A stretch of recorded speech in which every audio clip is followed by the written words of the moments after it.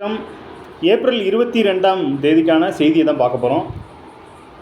தலைப்பு செய்தி என்ன கொடுத்துருக்காங்கன்னா, உலகம் முழுவதும் உள்ள கத்தோலிக்க கிறிஸ்தவர்களின் மத தலைவரான போப் பிரான்சிஸ் அவர்கள் காலமாயிருக்காங்க. ஸோ அதை தான் தலைப்பு செய்தியாக கொடுத்துருக்காங்க.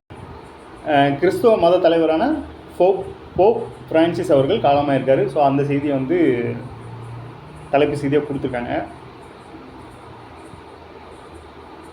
அடுத்ததாக 10th எஸ்எஸ்எல்சியில் பார்த்தீங்கன்னா ஒரு கேள்வி தவறாக இருந்திருக்கு. ஸோ அதுவும் நம்ம சிலபஸ் ஓரியன்டாக இருந்துச்சு. என்ன அப்படின்னு பாருங்கள், கூற்று அப்படின்னு பார்த்தாலே அப்போ புக் பேக்காக தான் இருந்திருக்கும் மோஸ்ட்லி. கூற்று: ஜோதிபா பூலே ஆதரவற்றோருக்கான விடுதிகளையும் விதவைகளுக்கான காப்பகங்களையும் திறந்தார். காரணம்: ஜோதிபா பூலே குழந்தை திருமணத்தை எதிர்த்தார், விதவைகள் மறுமணத்தை ஆதரித்தார் என்று குறிப்பிடப்பட்டிருந்து இந்த கேள்வியில் 2 வாக்கியங்களுமே முரணாக இருப்பதாகவும் அதற்கான கருணை மதிப்பெண் வழங்க வேண்டும் என்றும் சொல்லியிருக்காங்க.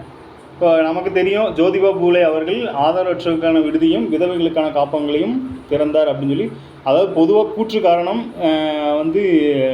சேமாக இருக்கிற மாதிரி வச்சு ஆப்ஷன்ஸில் ஏதாவது குழப்பி விட்டுருப்பாங்க. ஸோ அந்த மாதிரி கூட விவாத பொருளாக ஆனதுனால அதுக்கு கிரேஸ் மார்க் கொடுத்துருக்காங்க. நாம் இதிலேருந்து ஜோதிபா பூலே குழந்தை திருமணத்தை எதிர்த்தார், விதவைகள் மறுமணத்தை ஆதரித்தார் அப்படிங்கிற மாதிரி கொடுத்துருக்காங்க. ஸோ இது 10th புக்கில் உள்ள எஸ்எஸ்எல்சி சமூக அறிவியல் தேர்வில் கேட்கப்பட்ட கேள்வி அப்படின்னு சொல்லி கொடுத்துருந்தாங்க. ஸோ நம்ம புக்கு ரிலேட்டடாக இருந்ததுனால அந்த கொஸ்டின் எடுத்துகிட்டு வந்திருக்கேன். அடுத்ததாக பார்த்தோன்னா,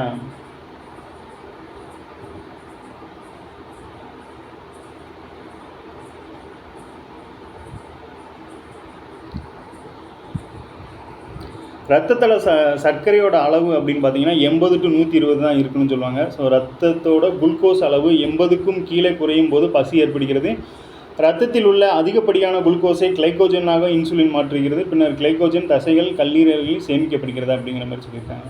ஸோ நமக்கு இந்த குளுக்கோஸோட மனித ரத்தத்தில் உள்ள குளுக்கோஸின் அளவு 80 to 120 மில்லிகிராம் சதவீதம் தான் இருக்கணும் அப்படிங்கிற மாதிரி கொடுத்துருக்காங்க.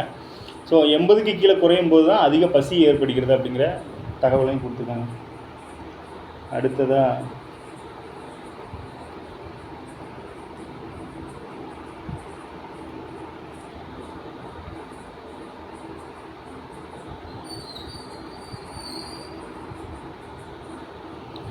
செமி ஹை ஸ்பீட் அப்படின்னு சொல்லிட்டு ஒரு ட்ரெயின், அதாவது இந்த வந்தே பாரத் மாதிரி நமோ பாரத் அப்படின்னு ஒரு ட்ரெயின் அறிமுகப்படுத்தியிருக்காங்க. இது பார்த்திங்கன்னா பீகார் மாநிலம் பாட்னாவுக்கு நேற்று வருகை தந்த இந்தியாவின் முதலாவது செமி ஹை ஸ்பீடு ரயிலான நமோ பாரத். அப்போது இந்தியாவோட முதல் செமி ஹை ஸ்பீட் ட்ரெயினோட பேர் என்னென்னா நமோ பாரத். இது எங்கே ஃபஸ்ட்டு ஸ்டார்ட் பண்ணுறாங்க? பீகார் மாநிலம் பாட்னாவுக்கு இது போயிருக்கு அப்படிங்கிறத தெரிஞ்சுக்கணும். ஸோ இந்தியாவோட முதல் செமி ஹை ஸ்பீடு ரயிலோட பேர் நமோ பாரத் அப்படிங்கணும். இது பீகாரோட பாட்னாவில் இருந்தால் ஸ்டார்ட் பண்ணியிருக்காங்க அப்படிங்கிறதையும் தெரிஞ்சுக்கோங்க. அடுத்து சிவில் சர்வீஸ் டே. ஒவ்வொரு ஆண்டும் ஏப்ரல் 21ஆம் தேதி குடிமைப்பணி தினமாக கொண்டாடப்பட்டு வருகிறது. இதையொட்டி டெல்லியில் நடைபெற்ற விழாவில் பிரதமர் பேசியிருக்காங்க. நாம் இதிலிருந்து தெரிஞ்சுக்கிற வேண்டியது, ஒவ்வொரு ஆண்டும் ஏப்ரல் 21ஆம் தேதி தான் குடிமைப்பணி தினமாக சிவில் சர்வீஸ் டேவாக செலிப்ரேட் பண்ணுறாங்க. இந்தியாவின் அடுத்த 1000 ஆண்டுகளுக்கு அடித்தளம் அப்படிங்கிற மாதிரி குடிமைப்பணி தினத்தில் பிரதமர் பேசியிருக்காங்க. அடுத்ததாக விண்ணில் பார்த்திங்கன்னா 2 ஸ்பெட்டெக்ஸ் அப்படிங்கிற செயற்கைக்கோள் இணைப்பு, அதாவது 2 செயற்கைக்கோளை இணைக்கிறது பேர் தான் ஸ்பெட்டெக்ஸ் அப்படிங்கிற மாதிரி சொல்லியிருக்காங்க. இந்த பாருங்கள், கடந்த 2024ஆம் ஆண்டு டிசம்பர் 30ஆம் தேதி ஸ்பெட்டெக்ஸ் ஏ, ஸ்பெட்டெக்ஸ் பி ஆகிய 2 செயற்கைக்கோள்கள் PSLV C-60 ராக்கெட் மூலமாக ஏவப்பட்டு விண்ணில் நிலைநிறுத்தப்பட்டது. இந்த 2 செயற்கைக்கோள்களையும் 2025ஆம் ஆண்டு ஜனவரி 16ஆம் தேதி வெற்றிகரமாக விண்ணிலே இணைக்கப்பட்டாங்க. இதில் என்ன நடந்திருக்கு அப்படின்னா, இந்த விண்கலம் ஏவப்பட்டது பார்த்திங்கன்னா 2024 டிசம்பர் 30ஆம் தேதி ஸ்பெட்டெக்ஸ் ஏ, ஸ்பெட்டெக்ஸ் பி அப்படிங்கிற 2 செயற்கைக்கோளை PSLV C-60 ராக்கெட் மூலமாக விண்ணில் ஏவியிருக்காங்க. இது அதாவது விண்ணில் சென்று அதோட அந்த சுற்றுவட்ட பாதையில் போயிட்டு 2025 ஜனவரி 16ஆம் தேதியில் பார்த்திங்கன்னா வெற்றிகரமாக விண்ணிலே இணைக்கப்பட்டிருக்கு அப்படிங்கிற தகவலை கொடுத்துருக்காங்க.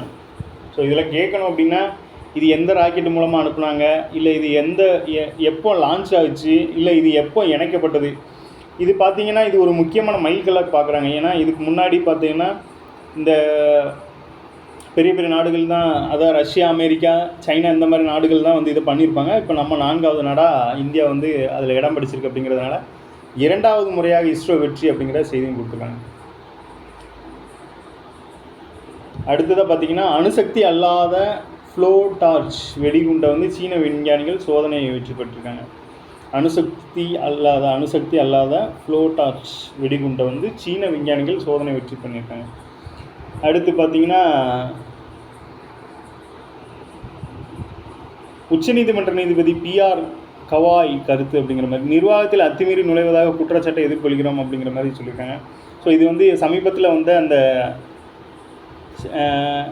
சிஎம் ஆளுநர் தொடர்பான அந்த தீர்ப்பில் தான் பார்த்தீங்கன்னா, அது சம்மந்தமாக நிறைய கருத்துக்கள் வரும்போது இந்த மாதிரி நீதிபதி அவர்கள் ஒரு கருத்தை தெரிவிச்சிருக்காங்க. ஸோ அதை தான் கொடுத்துருக்காங்க. எக்ஸாம் பாயிண்டபிள் எதுவுமே இல்லை, ஜஸ்ட் தெரிஞ்சுக்க பார்த்துக்கோங்க. நன்றி, மீண்டும் நாளை சந்திப்போம்.